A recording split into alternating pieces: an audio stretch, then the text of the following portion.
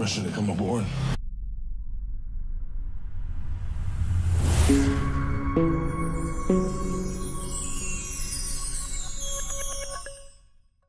So today we're talking Aquaman, directed by James Wan, starring Jason Momoa and Amber Heard. The plot of this movie is that King Orm is threatening the surface world with war due to their wasteful ways and how it's affecting the underwater community or the sea in general. And it follows Arthur Curry, or Aquaman, and his quest to retrieve King Atlan's trident in order to be able to stop Orm in his quest to destroy the world and also become the King of Atlantis. So Aquaman is James Wan's directorial debut into the DC universe, giving us an extremely fresh take on this universe, very, very different to that of what Zack Snyder originally started to build. And I absolutely think it pays off. The way that everything is shot, the way that the overall direction that this film has taken is very much a all or nothing kind of film. And what I mean by that is it goes full comic book. And I applaud it for doing that, actually, because someone or a character such as Aquaman either needs an all or nothing approach, trying to humanise or trying to make this character a believable person rather than that of an actual superhero and a comic book character is extremely difficult to do.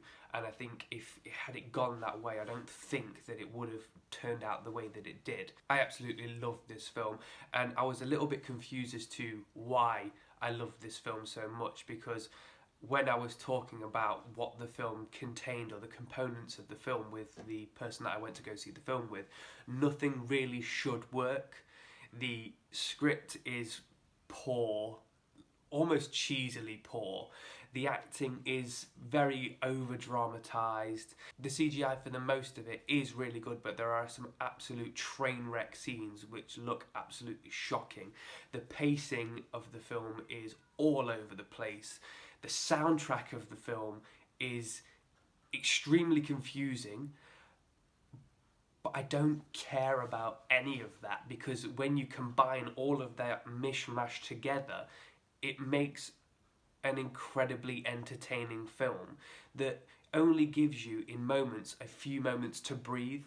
And what I mean by that is it's constant all-out action, and the time when it's not action, it only lasts for a very short time period. And that, whilst in some films that can really take away from the movie and just make it a popcorn kind of film, those kind of movies actually really, I find, quite dull, because it doesn't give any kind of character development, it doesn't give much story. However, this seems to combine the two really well. It's all and out action for the majority of the film, and there are only a few moments of real development of characters. And don't get me wrong, they fall into the natural cliches of character development, but it all seems to work. And to this day, I mean, I saw this last year, and this review has taken a while to come out, but I saw this at the end of last year, and I watched it again last night, and I still can't understand how this mishmash of craziness has caused my enjoyment, because from the first to the second time, my enjoyment hasn't slipped one bit. I loved it the first time I saw it, I loved it the second time I saw it. In fact, I think the second time I saw it, I loved it a little bit more because I knew what was coming. And I'm struggling to understand how all of that has caused my enjoyment, because usually if that was any other film, I don't think that I would have liked it even a little bit, but this one I absolutely love. I think the characters are played absolutely perfectly by their actors, and even though that they are extremely cheesy, extremely forced, I believe that the film is so self-aware that you can go along with it and not have the fear of being too cheesy or too over-dramatised or too much. Because it is so self-aware, it allows the film to go to places where other films just can't do, because it would be out of character or out of place. There's nothing out of place in this film at all because of what this film is. The location of it is 90% underwater. We're talking about people that can breathe underwater, fight underwater. The creatures in the ocean are utterly ridiculous, but it's great, it's incredible, and I take my hat off to James Wan for creating something that I never thought could work in the way that it has done. Whilst I have a lot of negative things to say about the film, even though that I don't think that it's a bad film, the film does have a lot going for it in terms of positivity. Some of the shots in this film are quite simply stunning. There is one particular scene that I'm not going to go into for spoiler territory, but there is one particular scene in this, and I was talking to my friend about this from work, that I actually think that is probably one of the best looking shots I've ever seen in a superhero movie. And I do genuinely believe that this is down to James Wan due to his history, his background into horror movies. Now that seems very odd considering this is a superhero movie, but the scene that we're talking about is supposed to be a frightening scene, and the fact you've got a horror movie director able to flex his horror creativity muscles pays off in abundance in this film, and like I said, it gives us one of the best looking shots I've ever seen in a superhero movie to date. So let's talk characters for a moment. Let's talk about Aquaman. Jason Momoa, I think he plays the role perfectly, to be fair. This is his third outing as Aquaman, first in Batman vs Superman, second in Justice League, and I think that the mistakes or the downfalls that have befallen him in previous films as Aquaman, he's kind of shaken off in this film. He's still very much the dude bro kind of character, but very much less so than he is in Justice League, and I think that pays off for the character.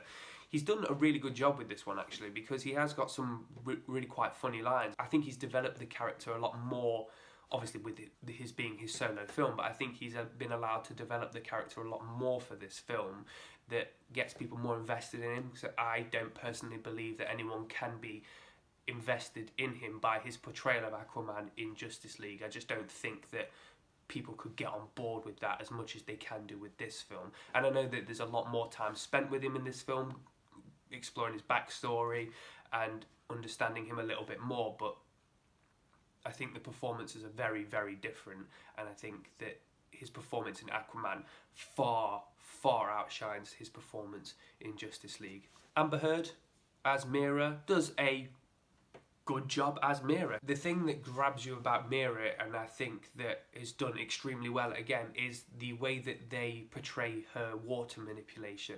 I think it's extremely clever the way that they do it, and that draws you in because you saw a little bit of that in Justice League when she made the big ball that they spoke into, but they go another step further in this film, showing you what she's really capable of and how that power can really pay off in a life and death situation, and I think it was really good.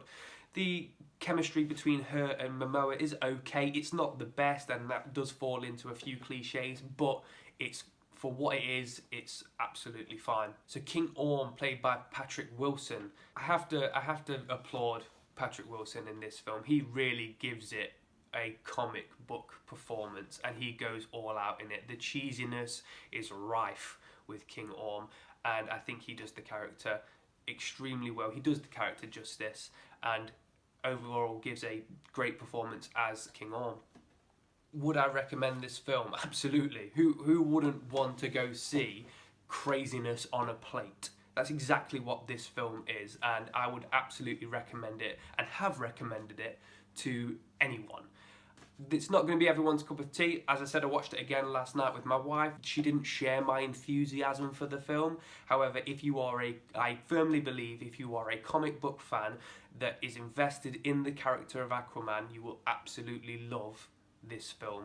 It goes fully out there and pays off. Box office has already taken over $1 billion for this movie, and I can see it growing even further. I can't imagine it's going to be in the cinema for much longer because of the length of time it's been in there already. However, if it's pulling in the amount of money that it has done so far, I can see it going way and above all of its competition, and it absolutely deserves it. And it puts a strong argument across to whether or not James Wan should be involved in any more DC future films. If he's managed to take this character, who has never really been portrayed in a good light, he's always been seen as the lesser loved DC character, if he's managed to turn that around into this film, what more could he do with more popular characters? What more could he do with this character? And there is a strong argument to say that he should be involved in a lot more when it comes to DC. And I, for one, agree that he should be involved in a lot more. I don't think that he should take on a commanding role, kind of like what Warner Brothers and DC put in Zack Snyder, but I do think that he should be involved a lot more in DC because he quite clearly gets what he needs to do with these characters, specifically Aquaman, and I really, really hope that he is on board for when, not if, when this movie gets its sequel. So that's Aquaman. Let us know what you thought of the film. Did you like it? Did you hate it? How cheesy do you think it needed to be? Could it ramp it up or did it need to dial it down? Let us know what you think in the comments below. Make sure you like and subscribe to the channel as well. We've got some great reviews coming up with some great films coming out this year, so we're really, really excited to be putting those out. We do have an Instagram channel that we're updating daily as well, so make sure you go and check that out as well. Peace!